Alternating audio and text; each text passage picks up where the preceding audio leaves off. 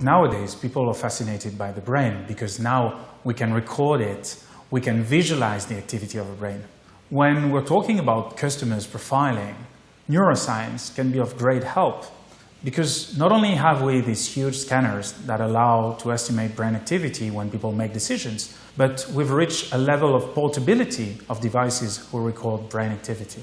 Neuroscience is the science of the brain, but a brain on its own is very useless if you do not consider how the brain interacts with the world, whether we're talking about your history, your past experiences, how we deal with other humans, the physical environment. All these elements interplay, and this is what is going to define your behavior. Not just the moment, but also what happened in the past and what we think our future is going to be. As far as I'm concerned, brain sciences are part of behavioral sciences. Behavioral sciences is this big ensemble of disciplines that, in which you can put psychology, philosophy, anthropology, brain science, physiology, and other social sciences. The idea being you try to observe and understand human beings at the individual and collective levels through all the tools you have, all the methodology. Anthropology, just like history in a sense, is crucial in order to better understand the evolution of behaviors. Behavioral and brain sciences together, and I insist on together, provide new insights on how customers behave in order to profile them with respect to how they memorize things, how they experience things, how they enjoy, and what makes them feel happy. Basically, what makes their hearts, but also their brains tick. A lot of people would tell you that all the answers are not in brain sciences. This is true. But a lot more than what you can find in your usual surveys, focus group, can be provided by brain sciences. And the fact that all the answers are not provided by brain sciences is not a reason good enough to totally dismiss that. Nowadays, there is no single brand that does not have a bunch of neuroscientists and behavioral experts working for them in order to better profile the customers, define their behavior, and trigger some new behaviors. So when you think about marketing, customers profiling, and behavior, the use of brain sciences is mostly targeted to visual attention. When you combine brain measures with eye tracking, you know where people are looking at. But it's not enough, because people can look at something without paying attention. Nowadays, the challenge, and this is something that we've introduced, is to be able to distinguish looking at something from paying attention to it. Because if you want someone to want your product, if you want someone to remember your product and share information about it, you'd better have this person pay attention to what you decide they pay attention to, and not what they do decide. So what is very interesting is to be able to play with the attention of people, but also with their intentions, in order to trigger the desire for a product, the desire for an experience, but also the desire to share that product information and share that experience with others. This is where neuroscience comes handy.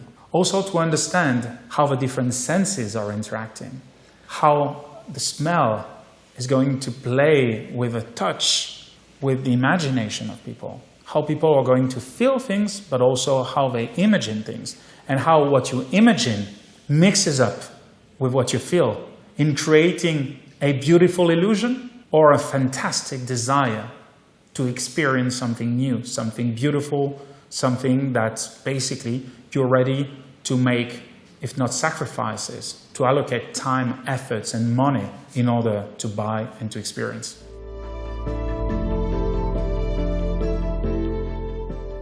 It's very interesting when we talk about decision-making, we think about looking at facts, which is our very rational side. Do I need a product? Can I afford it? Is it worth it? All these things are very rational. We think about it.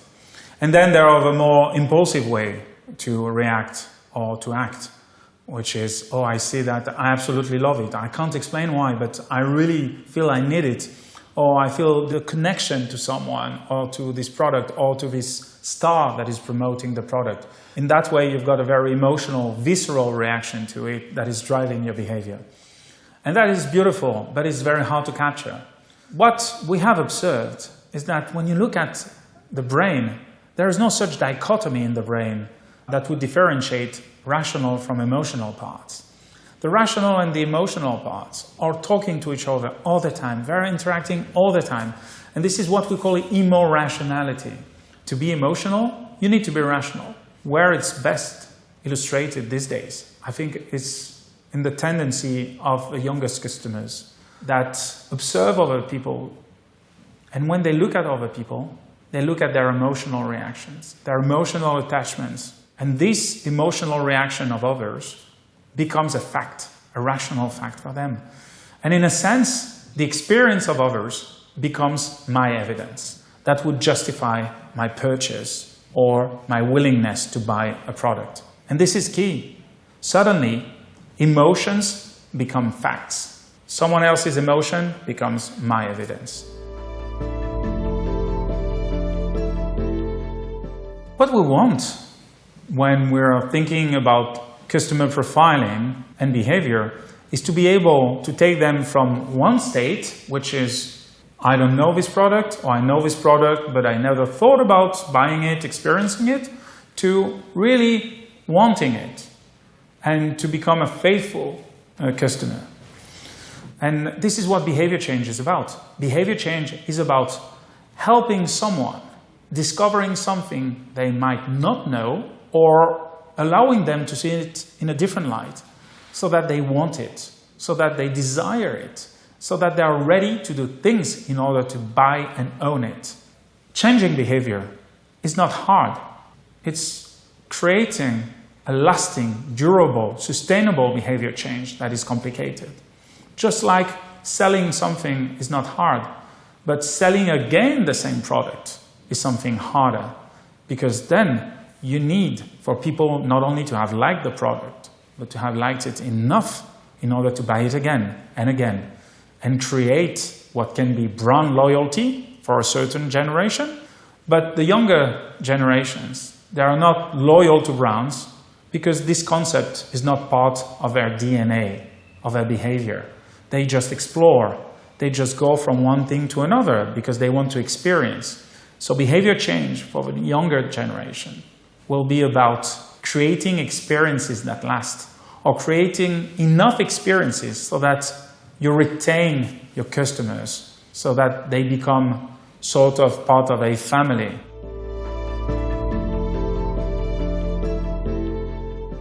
What is very interesting is that the cultural aspect can come in many ways. If you think of certain countries where this movement of the head does not mean yes, but means no, and when you realize that a lot of studies show that there is a strong link between the way we move and the way we decide, for instance, in these countries where head movement will be different, the way they decide, the way they perceive the world will be different. They could come to the same conclusions, make similar decisions, but the process will vary. The way people have been educated will play a major role in this decision-making process. Look at the cultural level. Is really something that is everywhere and that is very hard to capture most of the time, because we have to go beyond the obvious. The obvious would be to say, oh, they eat different meals, they dress differently, or they use different kinds of makeup. That's one thing. But there are factors that are embedded in each and every one of us that do not relate to what we eat directly, what we wear, how we take care of ourselves, but are more related to external physical constraints, how many members of your family are around, whether you're living in the country or in a very urban environment. All these elements, we know they're important, we know they're crucial, yet we don't have the best tools yet in order to be specifically and without doubt saying this is due to cultural factor X or Y.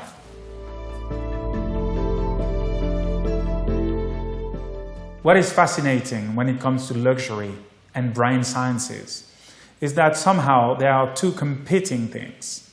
One being the desire to obtain it for those people who, for most of them, will not be able to buy many luxury products in their lives. Yet, it's very important for a brand to take care of these people. Not only because they are potential customers, but also because these people can talk. And the fact that there is a lot of people who can't afford the product creates even more value, more added value for those who can. And then there are those people who can afford luxury items. And for them, it's the reward system in the brain. It's the fact that it's not just the object. You're buying the object with a history, with a whole package, in a sense, that comes at the socioeconomic level. Very interestingly, the brain of people would function differently for a luxury product and a non-luxury one, because in a sense, you can have a product that you experience as a product per se, period, whereas as humans, with luxury products, generally, it's not just about a product, it's about the experience. It's about the brand experience, it's about the social experience, it's about the projection and the imagination that comes with it. And for most of the luxury brands that have been around for a long while, it's also for people to be part of the history of the brand. So this is part of the experience, and this is how it's going to modulate the brain of a customer.